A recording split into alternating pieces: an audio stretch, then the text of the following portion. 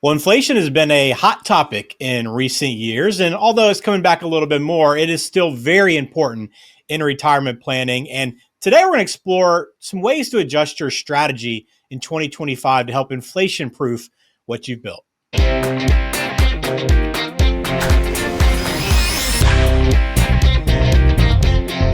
Hello, welcome in. I am Ben George, along with Ryan Ledden at Black Oak Asset Management there in Georgia. We got a good show for you. Talk about inflation proofing your retirement. Ryan, I guess inflation, I know a couple of years ago in 2022, it was front and center. Everywhere you looked, it was inflation. Inflation got up in the eights, right? 8, 9% even maybe. It's come back down some, but even when it's not quite as noticeable, it's still something you have to prepare for, right?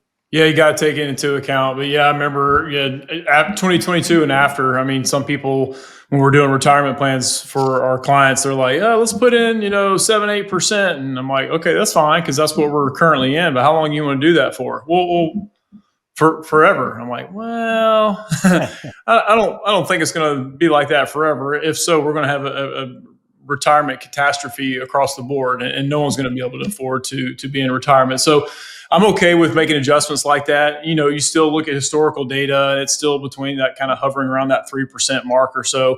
But you have to account for it. You have to account for your income to continue to increase each year.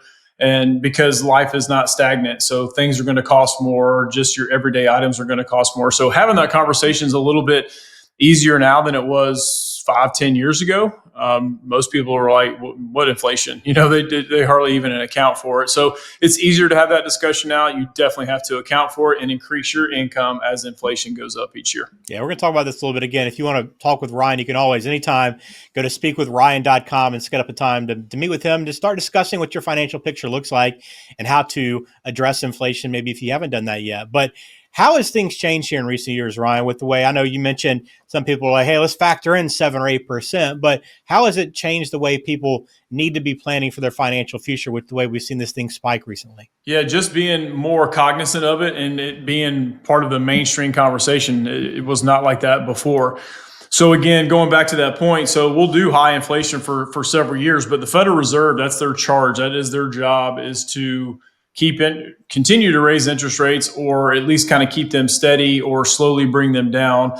That's their job, is to pump the brakes. It's not to halt it to a stop. It's to pump the brakes. And that's kind of what they've been doing. And we've seen some effects of that. We've seen it slow down. I don't know if it's really come down a whole lot. In certain areas it has, in certain areas it hasn't. So obviously we just recently had, the inauguration. So that's kind of been top of mind. Like what policies are going to be implemented? Is the Fed going to change their stance on, how quickly they lower interest rates? So we'll see on that, but I'm okay with having high inflation for a few years, but I don't feel comfortable with keeping it in there for a long-term retirement plan. So we do need to taper that off.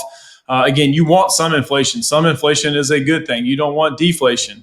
Deflation is a bad thing. So the slowing down of it is fine, but you definitely want inflation, but we have to account for it each and every year. Because if you look at a 30-year retirement plan, you see someone's income up here and then you go 30 years down. Some people are like, oh, I'm not going to need that much. I'm like, are you? I'm not accounting for huge amounts of inflation, but the rule of 72 kind of applies here. You take 72 and divide it by the inflation rate, and that's the cost of living is going to adjust or double in that period of time. So it just depends. The higher the interest rate, the quicker that income is going to need to double. So you have to account for it. Yeah, when you look out over 30, 40 years, and what, and I know in many cases that's kind of what you're planning for with people that you're working with, how much impact does it have? I mean, what do those numbers look like when you look out 20, 30, 40 years at what inflation is going to do to what you need?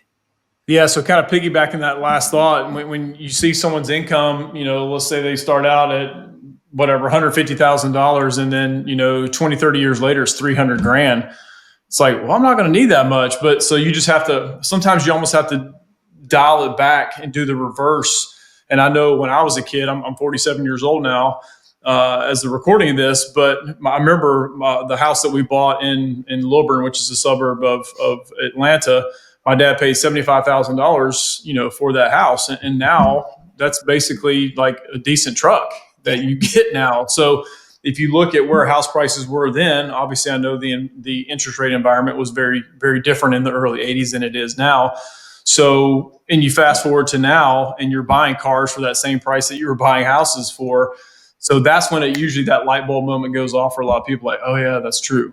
So, and again, we've kind of nicknamed it. We even did it on the radio show: the go years, the slow go, and then the no go. You may need different types of amounts of money and income during those different periods of time. Usually, the go years you need more, the slow go less, and the no go sometimes you need more because you're needing that nursing care costs or just care costs in general. So, accounting for it, again, you got to do, and it's just an easier conversation to have for sure. So typically when we're not in these 7-8% years, I think for a long time in the 2010s, we were low 1-2%. Nobody was noticing it, nobody was talking about it.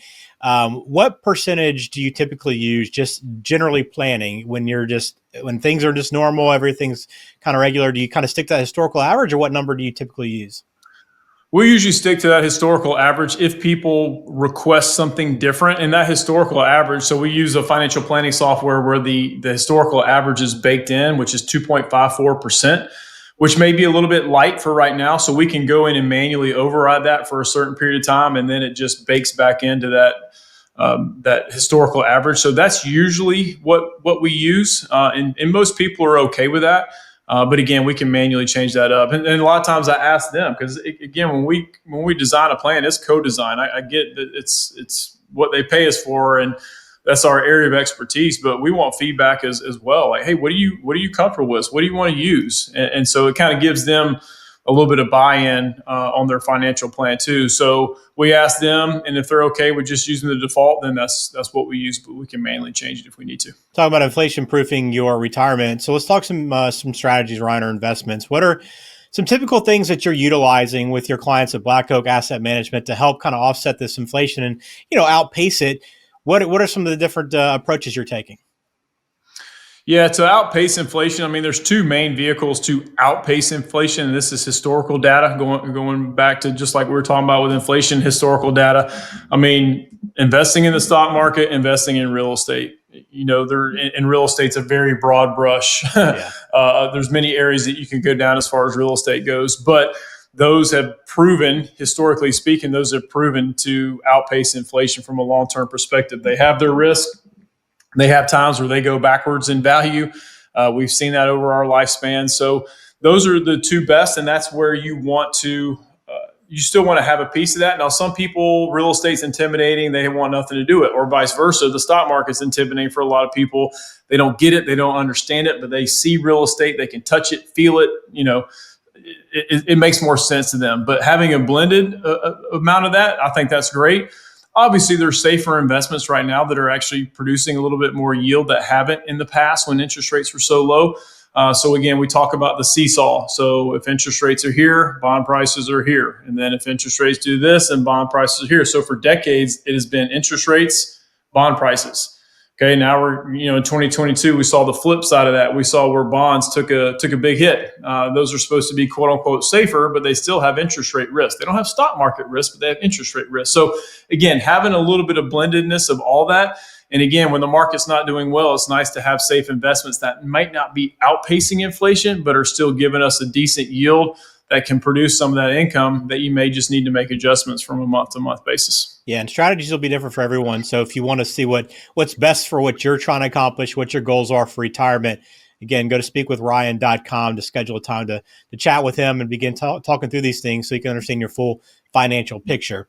I always like hearing kind of stories, Ryan, from you about people you work with. So is there anyone you can think of maybe that you worked with recently that you help address this inflation issue and help build a retirement that kind of maybe pulled back on some of the worries and concerns about inflation? Yeah, I did. I remember one very vividly, and this couple has since kind of halfway retired, but we kind of overloaded the inflation number almost too aggressive, but it still showed that their retirement plan worked out. So it's almost like I don't like to paint worst case scenarios or doomsday type retirement plans, but I do like to say, hey, let's see what the lesser of all these things. So if there's any higher gains or less inflation or whatever that may be, then the chances of success are more. And obviously the software spits out, hey, here's your chances of success. And so the higher that percentage, obviously it puts their mind at ease more. So when we baked in those really, really high inflation rates for like the first 10 years of their retirement, and then obviously then we started pulling it back and then just kind of seeing their worries kind of melt away, it was like, oh, okay, so we can still do this if inflation stays really high. I don't think it's going to stay at 8% for 10 years. That was their comment. I personally don't think it's going to either, but that was their comment, and it just gave them a peace of mind. So sometimes if you want to go on the higher end, I'm okay with that just to see the scenarios. So in the scenarios, we'll do like, worst case, middle of the road, best case scenario. So that's kind of where those percentages come from.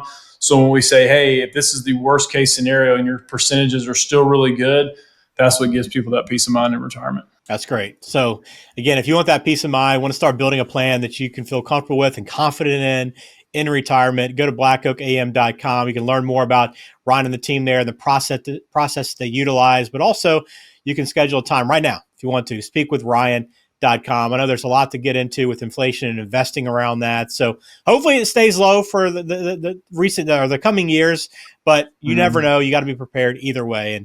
And hopefully you took away a little bit of that from this episode, and hopefully this helps you out. So if you liked it, enjoyed it, please subscribe to the channel here at Black Oak.